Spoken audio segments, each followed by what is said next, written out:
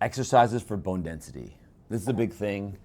Bone density problems are pervasive in our society, and we're going to talk about exercises you can do, how they actually work, why it matters to you, and just give you stronger bones. Can we touch on some of the science that explains why it works? Absolutely. Too? Some of the studies, that kind of stuff? We're definitely going to do that. Welcome to Talking with Docs. I'm Dr. Brad Wiening. I'm Dr. Paul Zalzal. As orthopedic surgeons, we take call at the hospital where we're available for emergencies.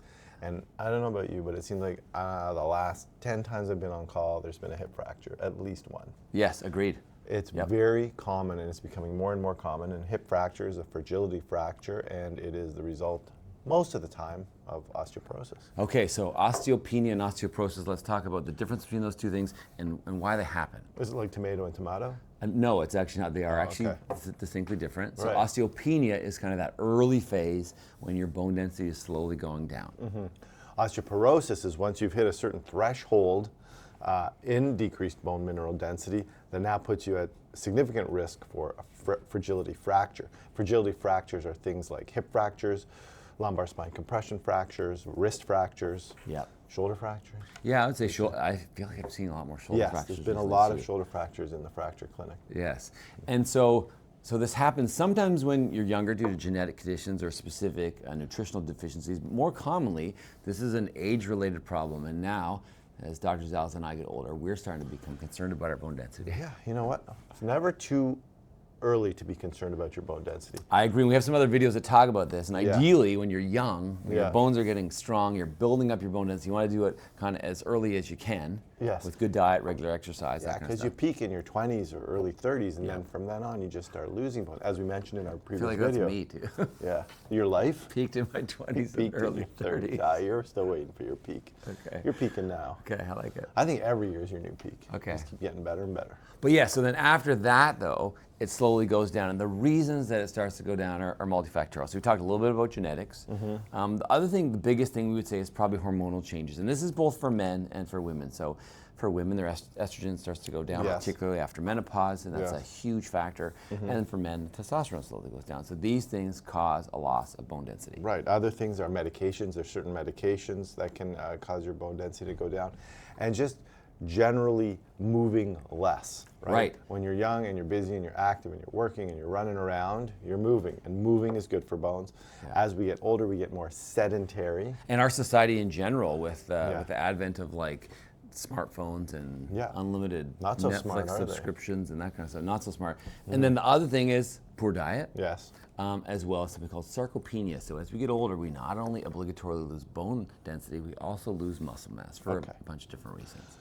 Enough with the doom and gloom on Talking with Docs. Now, the good news is there are things you can do. And if you check out our bone mineral density video, we talk about a lot of different things you can do. And one of the things we talk about are exercises. Right. And now we're going to focus on what kind of exercises you can do to increase your bone density or to decrease the rate at which you're losing bone. And we all know you're sitting there going, I really, really want to start exercising. I just don't know what I should be doing. Right. Well, this is one way to exercise and get your bone in tip-top shape. And I think the other thing we would say is we talk about exercise a lot. It has so many health benefits, whether it's your blood pressure, risk of heart disease, diabetes, weight management, general mood, getting outside and doing stuff. We've done videos about that. So exercise has so many benefits, but specifically today with respect to your bone density, there are two main categories or types of exercise that have been shown with scientific studies to help maintain your bone density and reduce the rate of loss and potentially even increase it slightly. Yeah. And let me tell you in 20 seconds about bone, and then you'll be able to guess what kind of exercises help. Bone responds to load. We've talked about this before in our video. There's this thing called Wolff's Law. This guy Wolff came up with this, finding that as you load bone, it makes more bone. Right. If you don't load bone, it goes away. In our other video, we talked about astronauts, how they I think is super interesting. Yeah, they lose bone mineral density when they're in zero gravity conditions. Like at an alarming rate. Yeah, it's scary. So you need to load bone in order to make bone. Right. And bone on the side is piezoelectric. Did you know that? Piezoelectrics, when you load bone, it gives off a little charge. And if you give bone a little charge, it'll actually deform, right? That's how your quartz watch works. Do you have a quartz watch? I do not have a quartz watch. I'm sure you did. There you go. All right, so Leave a comment if you like Dr. Zalzal's science. It's super interesting. It's a living, and it's the collagen fibers as they deform over each other that do these phenomenal things. So bone is a really living, active organ. Right. So it responds to load. So now, having said that, can you guess what 2 types of exercises or 2 categories of exercise will help you make more bone or stop losing bone? I'm going to wait for 1 sec so you can think about it. Think about it. I'd say weight-bearing exercises. Obvious, because right? the load is stimulating the bone. Yeah. And the other one is resistance training, so it's actually the pulling of the muscles. So as they attach to the bone, the tendon that's pulling on the bone causes that bone to react, remodel, and get stronger. That's right, because the muscles via tendons attached to bone, and in order to move the bone, they have to exert a load. That's Newton's law. Do you want me to get into that one? No, I know you don't. So bone is seeing load when you move your muscles. So weight-bearing exercise and strength training, resistance training. And what I would say is 2 things right out the gate. I think everyone should be lifting weights, to be honest with you. Yeah. Regardless of age, you're not too old, and definitely everyone, once you hit 50, you should start, because you're going to start losing muscle mass and strength, and these help reduce the risk not only of bone problems, but also risk of falling, risk of fracture, so many things. Now, nothing against those cross-country runners and the cardiovascular exercise. Those are great too. Those are really good for your heart and your circulatory system. Yep. We're not poo-pooing those, but we're just saying in addition to that, strength training and weight-bearing exercises, resistance training and weight-bearing exercises. So when it comes to resistance training, there have been a lot of studies. Yes. I'd say there's one landmark kind of style trial that they did. Landmark style trial? Landmark style trial, so that 10 times fast. Carry on, John. It's called the Liftmor trial, and I love it because it's got a clever name like so many of the trials. These acronyms that have great names. It was a group out of Australia coordinated by a Dr. Belinda Beck, who actually I emailed this week, and she was very kind to email back, like almost immediately. We're going to try to get her on our channel to talk about this trial. That's how important it is. So it was done about 10 years ago. It was called Liftmor. So it was the lifting intervention trial for training muscle and osteoporosis rehabilitation. Okay, was this an observational study, which is going to be burdened by bias and causality issues? No, and people are going to get mad at that. So no, this was actually a randomized controlled trial of people that were 65 years or older. These were not trained athletes, so these people were naive essentially to exercise. Okay, what was this, like 10 patients? No, it was 101 patients, That's a lot of patients. More than 50 in each group. That's your N. Yes, right? okay. Go to your next one. What another way we pick apart a trial? Is there a lot of bias? Is this sponsored by? By Big Exercise? No, it was not sponsored by Wielder. By a Weeder. Yeah, like Joe Weeder. No, you know the dumbbells are made by Wielder? No, there's no L. Oh, there's no L? Yeah, Weeder. Yeah. Oh, I always thought there was the an L. bodybuilding guys. No, Weeder. not sponsored by them. Okay. Not sponsored by Good Life. And then another thing is the duration of the trial. So the trial was 8 months long. Duration of trial. Okay, so the 2 groups of people. So one group, the control group, was a group of people who just did stretching and weight-bearing activity like walking kind of thing. Which is good for you still, yes. right? Has health benefits, but really you wouldn't target that group as like, this is going to really work hard on your bones. Yeah. The second group was a group that lifted weights. So these were, they're supervised by professionals, actually PhD candidates that had not only like a movement certificate, but also essentially a personal training certificate. Okay, because most PhD candidates probably are. They have no time for exercise, but these people were specifically in the PhD stream of exercise. They were exercising twice a week. They were lifting in the range of 80 to 85% of their maximum 1 rep. So these were lifting heavy weights. Right, so you basically lift as much as you can and then take about 80 to 85% of that, and that becomes the weight that you're going to do for like 10 to 12 reps. Right, yeah, so they're in the 8 to 12 rep range, and they're usually doing 2 to 3 sets. And the exercises they were doing were squats, lunges, deadlifts, and overhead presses. So that was the resistance training component. Yeah. For the first month, they were actually just learning how to do the exercise. Okay. Getting comfortable, slowly increasing their weight. And then once they hit the 2-month mark, that's when they really started pushing it. Okay. Sessions were typically around 30 minutes. And not only were they lifting weights, but they also had a high impact component. So we talked about the weight bearing portion.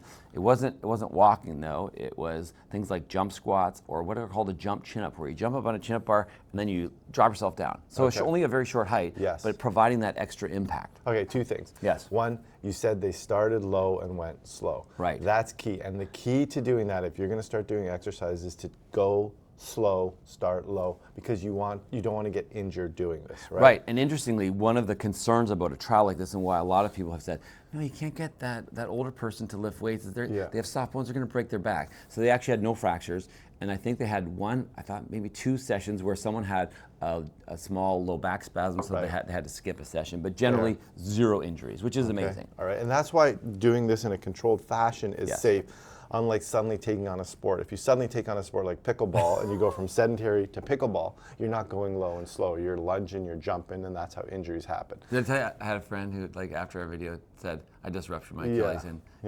I mean, and that's why. So in this, you can do it in a controlled setting. If you're thinking of doing this, as we talk about this study, think about getting a personal trainer or a professional to help you get into your exercise routine, but go low and go slow, don't hurt yourself. Right. The second thing I wanted to talk about was you're talking about jumping down from a chin-up bar. Yes. Okay, now that can be really falling, but falling off a chin-up bar. The reason that works so well is you have to go to physics for this. Okay. Because as Newton taught us, force equals mass times acceleration, right? So your mass is staying the same, but your acceleration, or in this case deceleration when you jump down, is very high. So to accomplish that high deceleration, you need a big force. So that's just one way of really increasing the force in your bones, is that little drop. Amazing. There you go. Okay, so what do you think the findings of the study were, Paul? I think that presumably, since this was published and since you emailed the poor woman, and Australia's in a different time zone, so you probably woke her up in the middle of the night. Because I sent it when I was like just before I got my car. I got 5:30 in the morning. You took that into account. That was kind of you. Yes. That the results of the study did show that exercise, weight-bearing strength training can actually help bone mineral density. Right. So they measure this with the DEXA scans. They had baseline scans, and then it measures the amount of bone density change over this period of time. So after the 8 months, in the spine, bone density went up 2.9%. Which is weird, because we've been saying all along that you peak in your 20s or 30s, and then you start going down. Now all of a sudden you're going up. Right, and a lot of the interventions are designed to essentially slow down or halt the loss. Very few interventions increase, so up 2.9% versus the control group that lost 1.2%. Okay, so that means that's 4.1% difference. That's huge. That's big. And remember, that if you're saying 4% is not a big deal, this study was only, 6 or 8 months? 8 months. Right? That's over 8 months. It's amazing. So if you do this over 2 years, presumably you can get like up to over 10%. Well, it's my guess is it's probably not linear, but we don't know. Okay. We could run it for longer. And then so in the hip, another area that is super concerning to us, hip fractures are everywhere. So ubiquitous. The hip bone density went up 0.3%, so it's not as much, but it didn't go down. Whereas in the control group, it went down 1.9%. Okay, so that's over 2% difference right there too in the hip as well. So all these people were taking drugs to increase their bone density? No, that was all controlled for. And the other things that I would say is it measures some other things. It also reduced their risk of falls, obviously increased their strength, and there was even some type of psychological skill where it was measured that they improved mood. Well, we've seen that in the literature before. Exercising helps your mood. Right. And the falls prevention, that's huge too, because now you're a little bit stronger, you're a little bit quicker, so if you hit a rut in the sidewalk, you can react a little bit faster. Better mobility, better reaction time. Okay, so that's the resistance training side. It's a win-win. So take home there, lift some weights. Lift some under supervision, ideally. Get a trainer or have someone that knows what they're doing, because we don't want you to get injured. That's why when I order chicken wings now, I don't get 1 pound, I get 2 pounds. There's no study that's ever done that. Okay, so the number 2, now more on the weight-bearing side. I think it's really critical to talk about walking. Right. Everyone says walking's so great. We have all these devices that measure the number of steps that we have. 7,000's around the best. What do you think, and we have a video about that, what do you think the literature says about the benefits to your bones of walking alone? Walking alone or walking with someone? Well, you can walk with someone or by yourself, but I mean just walking, no other intervention for your bones. So my feeling is that if you went from if you were an astronaut and you went from never walking for a year to walking, you'll see an improvement, and then it'll plateau off. What about for all the non-astronaut viewers? The minority of people who are not astronauts who watch our channel? Like literally everybody. Okay. Leave a comment if you're an astronaut, actually. I'd encourage if there's one astronaut watching. There is. There's the guy in Milton, the Canadian guy who's on TV. Chris Hadfield? Yeah, he's probably watching. Chris, if you're watching, bail me out here. Leave a comment. Please, Chris Hadfield. Okay. So, but the rest of us who walk a normal amount every day, that's your baseline. That's how much you're walking, so you're not going to see an increase in your bone mineral density. But even remember, in your study you're talking about, they kept increasing the weight as they got stronger, right? Right. Or you'll plateau. So walking, you're in a plateau steady state. I don't think it's going to increase your bone mineral density. You're exactly right. So I think one of the key messages that I wanted to get with this video was that walking is good for you for lots of reasons. But that is not enough of an intervention to maintain or prevent loss of bone density. Often people's bone density will stay the same or it's going to go down. Yeah. So walking is not enough, unfortunately, for your bones. I think that's the message. But it's a great exercise, but Yes. if that's your only bone mineral density strategy, Probably not enough. it's insufficient. Right, so we've talked before, consider a weighted vest, consider something like skipping, jumping, like rebounding even, something that provides that impact like you're talking about. Do you go skipping down the road when you go for your walk? Now I do. Much to the chagrin of my neighbors. They're like, what is Brad on? Yeah. No, I don't. Yeah. Okay. But what I'd say too, that really highlights that Do you point play about the song Zippity Doo Dah while you do it? But it talks about the progressive overload. So what happens is our bodies get used to, when you're in the gym, if you lift the same weight for the same number of reps and the same number of sets forever, you'll make some gains for the first little while, and then you'll plateau. So your body needs to experience the change in order to have continued benefit. To improve. Okay, so last thing I think we need to talk about, we'd be remiss to not talk about diet.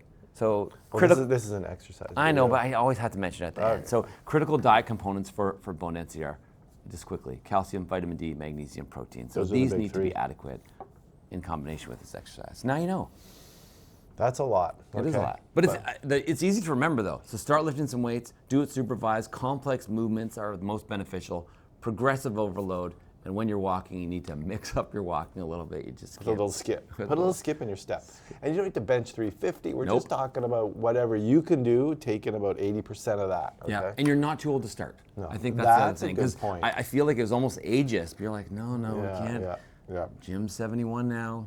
Put the dumbbells down, Jim. Yeah. Maybe just go for a walk. Like literally, it was taking your bone away. No. Never too old to start this. Now you know. If you like this video, please like it, subscribe to our channel, leave a comment about your strategies that you use with your exercise to maintain or increase your bone density. And remember, you are in charge of your own health. See you next time.